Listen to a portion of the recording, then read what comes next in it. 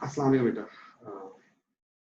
The last classes were regarding reaction kinetics, तो उसको जो हम कंटिन्यू करते हैं और उसमें जो हमने देखा था एक्सपेरिमेंटल जो डेटा हमारे पास आता है उसकी बेस के ऊपर जो है हम किस तरीके से ऑर्डर डिड्यूस कर रहे थे। सबसे पहले अगर ऑर्डर हमारे पास आ जाएंगे then the fill in the blank जो हमारे पास रहेगी थी, या तो कॉन्सेंट्रेशन कोई गिवन अनगिवन होगी या रेट नहीं दिया होगा, तो उसको जो है हम फाइंड कर सकते हैं।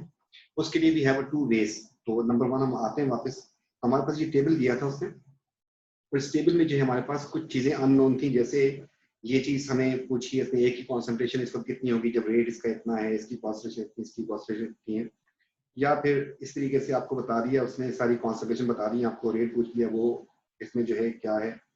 तो इस तरीके से जो फिल इन द ब्लैंक है इसको फिल करने के लिए जो है हम अब जो है आगे प्रोसीड करेंगे once you come to know के ऑर्डर क्या क्या निकले। तो इस बेस के ऊपर भी हमारे पास जो है जो एक्सपेरिमेंट से जो ऑर्डर आए हमारे पास, बी का ऑर्डर सेकंड है, ए का ऑर्डर जो है वो फर्स्ट है और सी का ऑर्डर 0 है। तो जो हमारे पास एक्स वाई जेड की जो वैल्यूज थी ये हमने फाइंड कर ली है, और इसकी बेस के ऊपर जो हमारी रेट इक्वेशन बनती है हम रेट इक्वेशन की तरफ मूव करते हैं। तो हमारे पास जो रेट इक्वेशन बन जाएगी that is rate is equal to हो जाएगा के ए की पावर एंड फिर बी की पावर एंड फिर सी की पावर।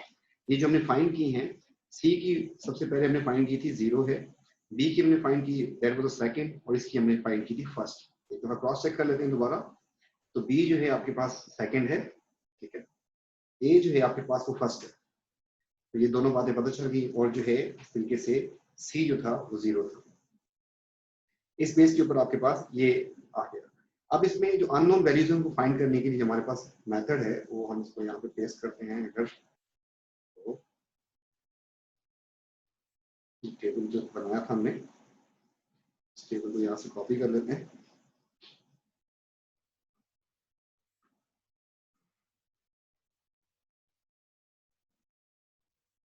हमने कॉपी किया इसको यहाँ से और यहाँ पे पेस्ट कर देते हैं इसको।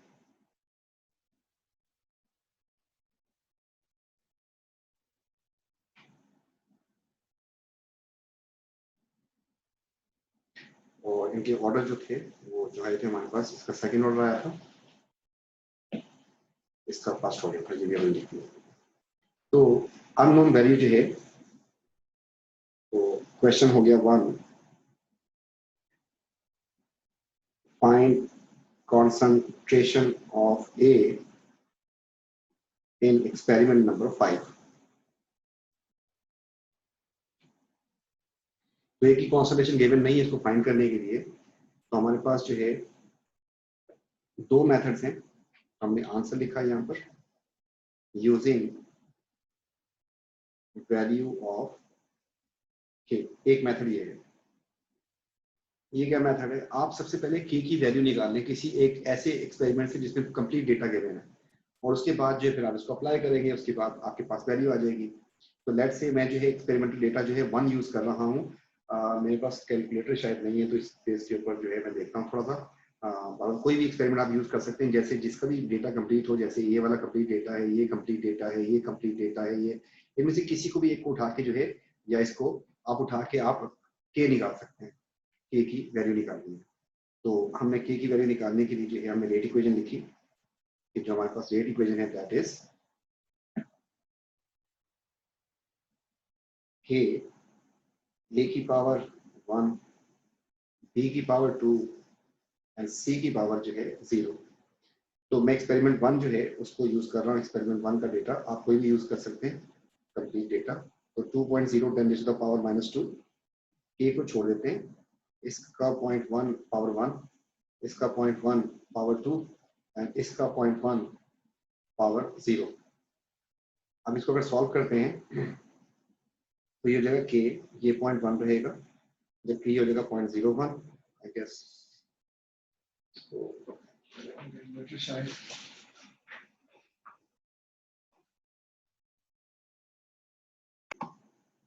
जी, तो इसका आंसर हो जाएगा 1, ठीक है। अब इसको हम जो है यहाँ पे लिखा 2.0 10 टू द पावर -2। अब ये सारी चीजें जो हैं ये मल्टीप्लाई होके बन जाएंगी आपके पास, के यही रहेगा, ये बन जाएगा 0.001। यहाँ पे आ जाएगा 2.0 10 to the power minus, check कर लें, -4 था, सॉरी यहाँ पे हमने सारी गलत लिख ली है, -2 तो हमने यहाँ पे लिखा -4 एंड -4, और फिर जब इसको हम k को निकालेंगे तो ये आ जाएगा 2.0 10 to the power -4 divide by 0.001। इस तरीके से हमारे पास जो k का आंसर आ जाएगा दैट इज इक्वल टू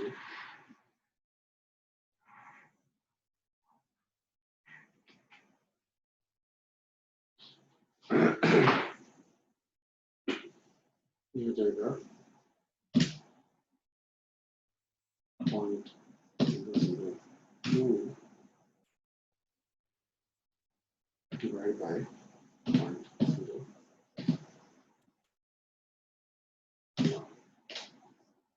इसका k जो है वो आ गया हमारे पास 2, और यूनिट भी निकाल सकते हैं, यूनिट का इशू नहीं है, यूनिट अगर आप निकालना चाहें तो आप इसके यूनिट भी निकाल सकते हैं, कोई उसका इशू नहीं है। और मैं जो है इसके यूनिट भी निकाल के दिखाई देता हूँ आपको। इस वक्त के लिए यूनिट बनेंगे आपके पास। तो हमने लिखा रेट,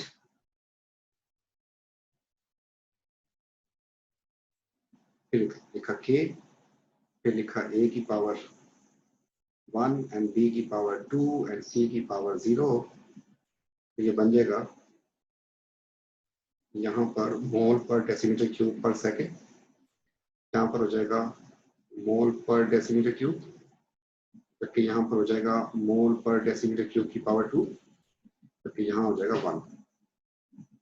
इसको जो है हम k इंटू मोल पर डेसीमीटर क्यूब की पावर बन जाएगी 3, यहाँ पर है आपके पास मोल पर डेसीमीटर क्यूब की पावर 1 एंड पर सेकेंड, फिर ये वहां जाके डिवाइड हो जाएगा, तो मोल पर डेसीमीटर क्यूब इधर पावर 1 है, पर सेकेंड भी है ये, और नीचे आते हैं तो मोल पर डेसीमीटर क्यूब की पावर जो है 3 है। तो आपके पास जो बचेगा वो बचेगा के मोल -2 हो जाएगा ऊपर जाके, pm +6 हो जाएगा, और पर सेकेंड। तो यूनिट भी कोई इशू नहीं था, यूनिट भी हमने डन कर दिया। बहरहाल हम के की वैल्यू निकाल चुके हैं। अब जो है उसको एक्सपेरिमेंट डेटा नंबर 5 में इसी इक्वेशन को प्लग इन करेंगे और आंसर आ जाएगा हमारे पास। तो एक्सपेरिमेंटल डेटा जो 5 था, एक्सपेरिमेंट 5 लिखा हमने के लिए, रेट इक्वेशन तो वही है, रेट इज इक्वल टू के एंड ए की पावर 1 एंड बी की पावर 2 एंड सी की पावर 0। सी को हम इग्नोर भी कर सकते हैं, उसकी पावर 0 है, कोई फर्क नहीं पड़ना उससे।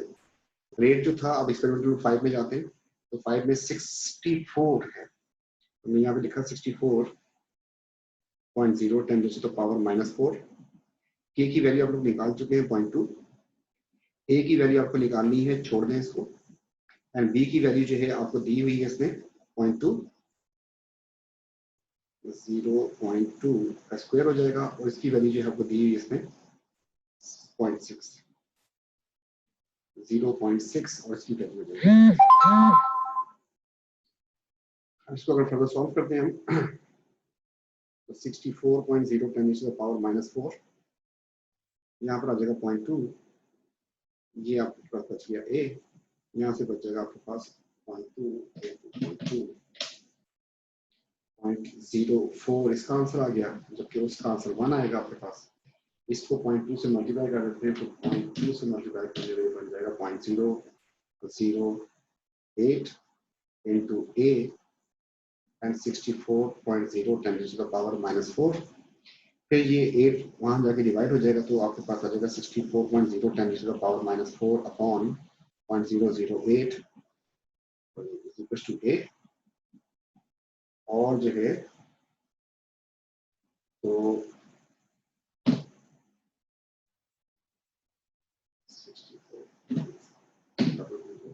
64 डिवाइड बाय 0.08, इसका आंसर आ गया हमारे पास,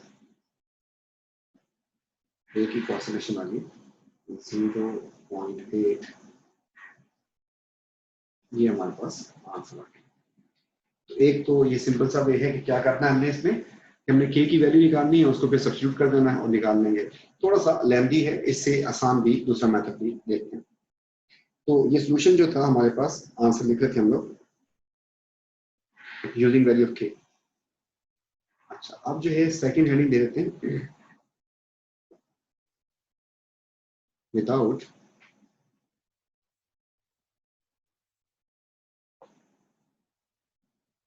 यूजिंग वैल्यू ऑफ के। तो वैल्यू ऑफ के के बगैर कैसे इसको सॉल्व करना, ये काफी आसान है। इसमें आप लोगों ने करना है कि जो अननोन है,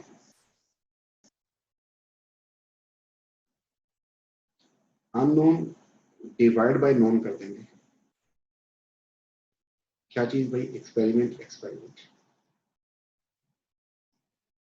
तो आपके पास रेट आ जाएगा ऊपर और रेट आ जाएगा नीचे। इस तरीके से यहाँ पे आपके पास के जो है इसको छोड़ देना आपने, और आपके पास ए की पावर 1 थी और बी की पावर 2 थी और सी की पावर 0 थी। नीचे भी आप लोग यही लिख देंगे, ए की पावर 1 एंड बी की पावर 2 एंड सी की पावर 0। अब जो है आपके पास इसको फाइंड करने के लिए हम क्या कर लेते हैं, हम किसी दो एक्सपेरिमेंट को यूज कर लेते हैं। तो जिसमें मुझे एक्सपेरिमेंट 2 और 5 को यूज कर लेते हैं। तो मैं ऊपर अननोन जो है मेरे पास वो 5 है, तो मैंने यहाँ पे लिखा 5 का डेटा, यहाँ पे लिख दिया मैंने 2 का डेटा। चलते हैं 5 का रेट देखते हैं क्या है। 5 का रेट था 64 एंड 2 का रेट जो है 16 है। 64.0 10 टू द पावर -4, जबकि इसका आंसर है 16.0 10 टू द पावर -4। आगे बढ़ते हैं। इसमें एक ही कॉन्स्टलेशन तो नहीं गिवन, दूसरे की गिवन है। तो एक अननोन हो गया, एक 0.2 हो गया। हमने लिखा इसको हम ए पावर 1 छोड़ देते हैं, जबकि इसको हमने लिख दिया 0.1, सॉरी 0.2।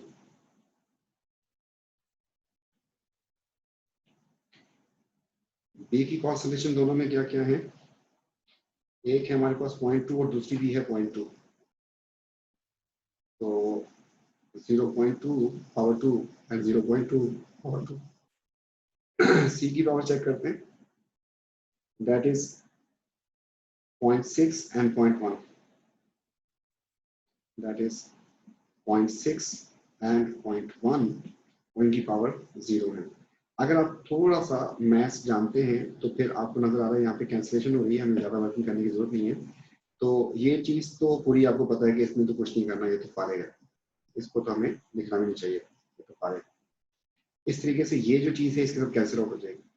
तो आपके पास यहाँ से आंसर आ रहा है 16, 32, 4, 4.0 10 टू द पावर -4 आ रहा है, जबकि यहाँ से आपके पास आ रहा है ए की पावर 1, नीचे आ जाएगा 0.2। इसको इससे मल्टीप्लाई कर देते हैं, तो इसका आंसर जो है दैट इज जस्ट 4। अब इसको अगर सॉल्व करते हैं तो ये हमारे पास आ जाएगा 0.8। तो इससे भी वही आंसर आ रहा है जो इससे आ रहा था हमारे पास।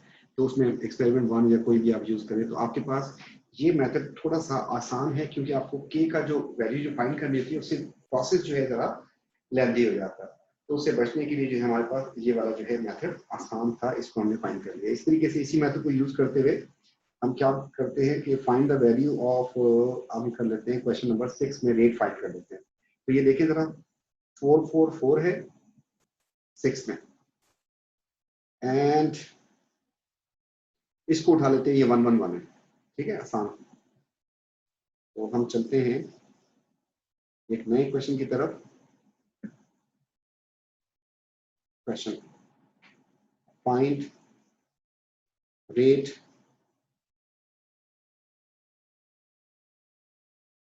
इन experiment number 6। Experiment number 6 unknown हो गया। आपने लिखा 6 ऊपर लिखे, 1 नीचे लिखते हैं। 6 का रेट आपको फाइंड करना है, आप छोड़ दें इस रेट को, ऐसे लिखते हैं।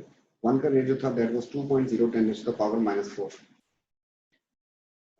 6 का जो कॉन्स्टलेशन थी 0.4 थी ए की, 0.4 थी बी की एंड 0.4 थी सी की। इसमें 0.1 था, 0.1 था एंड 0.1 था। तो एक दफा दोबारा चेक कर लेते हैं, देख लेते हैं। उनकी गलती ना हो गई, तो ये सारी 0.1 है, ये सारी 0.1 है, जबकि ये सारी 0.4 है। इसका रेट 2 था, इसका हमें फाइंड करना, और जो है हमारे पास सॉल्व करते हैं तो हमारे पास जो आंसर आएगा वो आ जाएगा। इसको सॉल्व करने के लिए बन जाएगा, ये चीज तो फारेग है इसमें, इसको मैं क्रॉस करने जा रहा हूँ, ये चीज ठीक है। अब रह गया जो चीज, उसको देखते हैं। तो नंबर 1 तो ये है कि 0.4 इंटू 0.4 इंटू 0.4,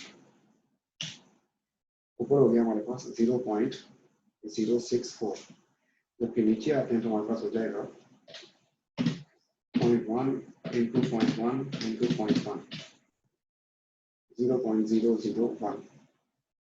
यहाँ रेट लिखा, यहाँ पे लिखा 2.0x-4, तो इसका आंसर बन जाएगा हमारे पास 0.064 डिवाइड बाई 0.001। इसका आंसर आ गया 64 रेट, और इसको ये चीज जो है ये रेट जाके उस तरफ मल्टीप्लाई हो जाएगा, तो यहाँ पे इस रेट को हमने इस वाली चीज की बात कर रहे हैं 2.0 10 टू द पावर -4 कर देंगे इसको, तो हो जाएगा इसका आंसर 132 10 टू द पावर -4, जिसको आप किसी भी उसमें कन्वर्ट करके मतलब डेसिमल को आगे पीछे करके लिख सकते हैं, तो आपके पास ये इसका आंसर आ गया। और अगर आप के की वैल्यू यूज करेंगे तब भी यही आंसर आएगा। तो के की वैल्यू आपके पास आ चुकी थी, उसकी बेस के ऊपर भी करके दिखा देता हूँ आपको मैं।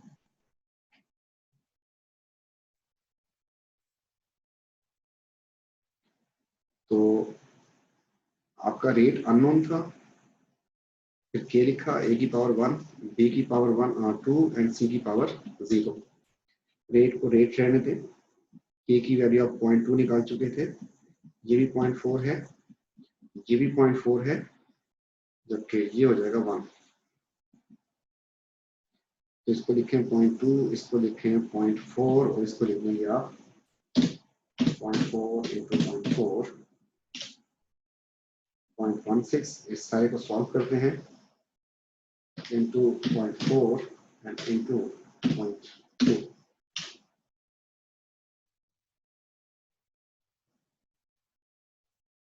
ये बन जाएगा हमारे पास, ये बन रहा है हमारे पास 0.0128, या आप इसको ले सकते हैं 128 10 टू द पावर -4। ये भी पिछले वाले आंसर के साथ जो है ये आंसर और वो आंसर दोनों सेम होने चाहिए। हम यहाँ पे चलते हैं, यहाँ तो मुझे पता था एक छोटी सी गलती कर दी हमने, वो ये थी कि इसमें मल्टीप्लाई करेंगे 64 को इंटू 2 से, हमने जवानी कर दिया 64 इंटू 2, तो ये 128 ही आएगा। ये छोटा सा हमने यहाँ से बता देते हैं 128। तो इस तरीके से इन क्वेश्चंस को हमने हम इसकी अननोन वैल्यू जो है, इसके लिए मैं दोनों मेथड बता दिया आपको, और दोनों ही इजी हैं, लेकिन के की वैल्यू निकालना जो है टाइम कंज्यूमिंग है, इसलिए थोड़ा सा फिर मसला आता है, तो उसको छोड़ दिया, और जो है हम इस वाले मेथड को ज्यादा प्रेफरेंस देंगे। अब जो है कुछ क्वेश्चन आपको पास करके दिखाते हैं, और फिर जो है हम आगे बढ़ते हैं। तो हमारे पास फिजिकल केमिस्ट्री आ गए हम लोग, और ये हमारे पास क्वेश्चन आ गए। क्वेश्चन में से कुछ क्वेश्चन करते हैं सॉल्व, और फिर देखते हैं क्या हुआ।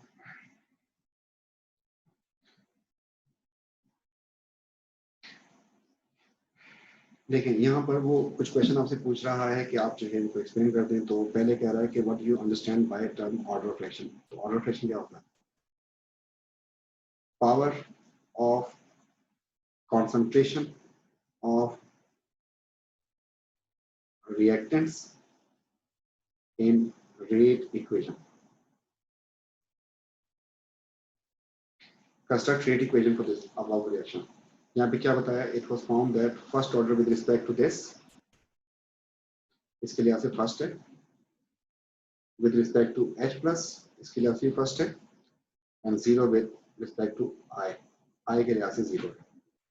इसकी रेट बन जाएगी हमारे पास K, ये जो प्रोपेनॉन है इसकी पावर हम कर देंगे 1, जो I2 है इसकी पावर कर देंगे हम 0, और जो H पॉजिटिव है इसकी पावर कर देंगे 1, रेट इक्वेशन बन गई। अब वो इस बेस के ऊपर आपसे पूछता है कि 3 ways, ठीक है, which of the above graph concentration reaction change with time। Propanol की concentration ग्राफ कैसा होगा?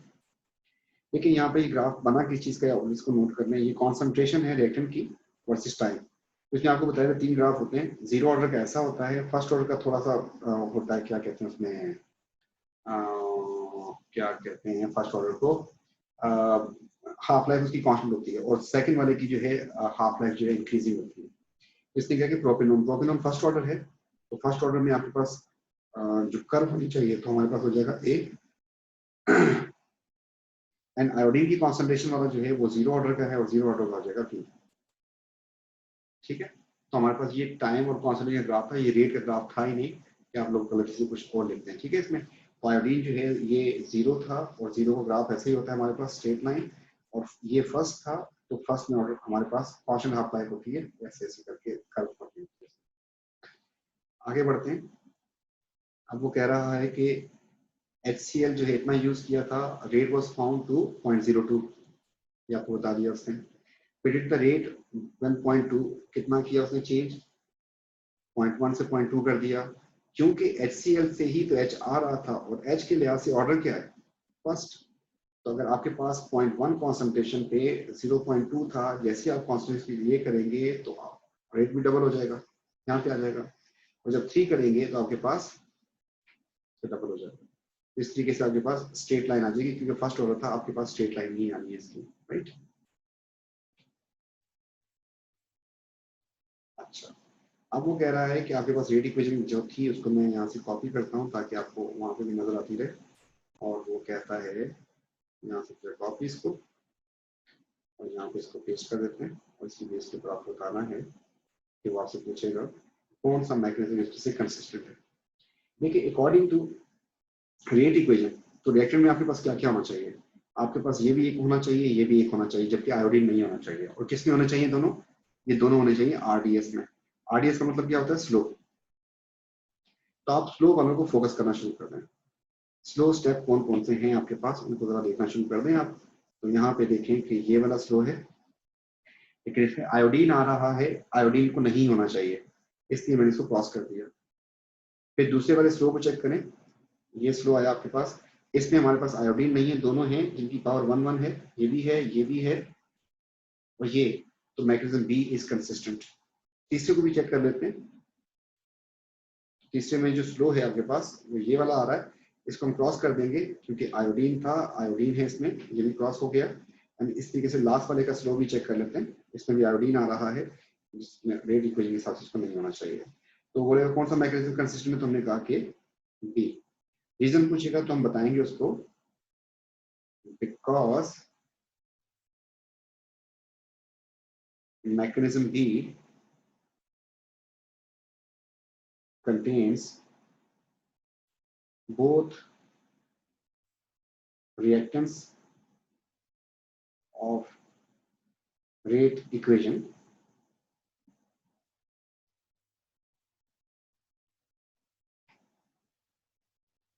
with their powers as coefficient of slow step या RDS। तो इस बात को the rate is consistent, rate equation is consistent with the mechanism B, ऐसे भी लिख सकते हैं, rate equation is consistent with the mechanism B because both the reactants of rate equation are present in mechanism B, slow step of mechanism B, so it is more consistent with that, with the ये जो coefficient 1 1 थे इसमें, जैसे इसके ये भी 1 मोल है, ये भी 1 मोल है, तो ये भी इंपॉर्टेंट चीज मुझे आपको बताना चाहिए।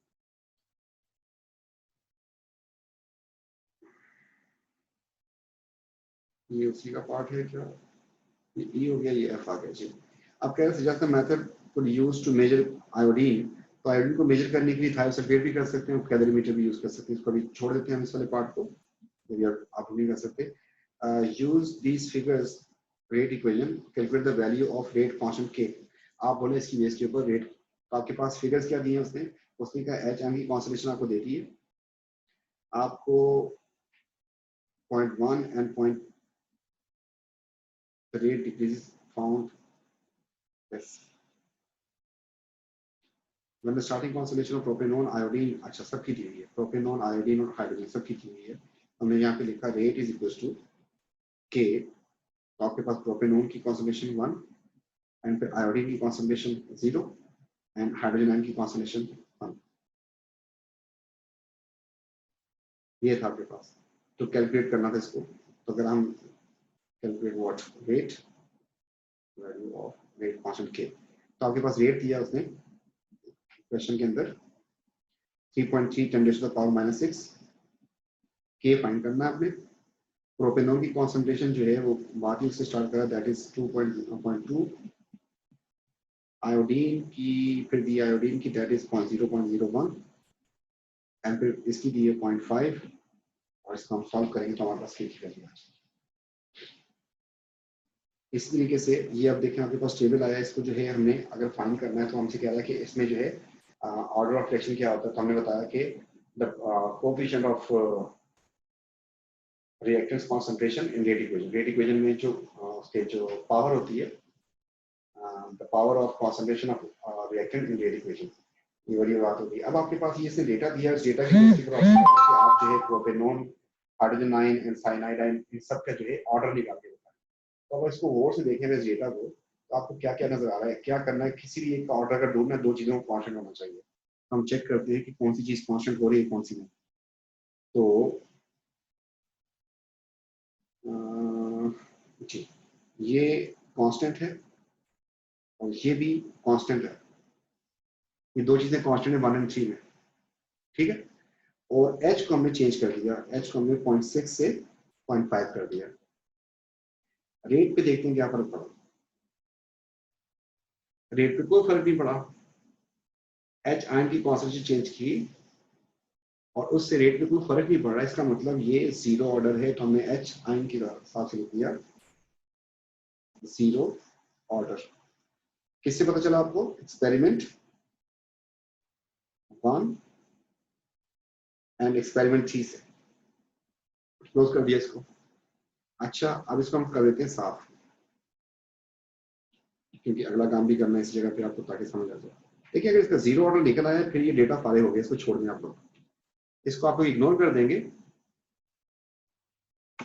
और आप जो है आगे बात करेंगे तो अगर आपके सामने से इसको मैं बिल्कुल हटा दूं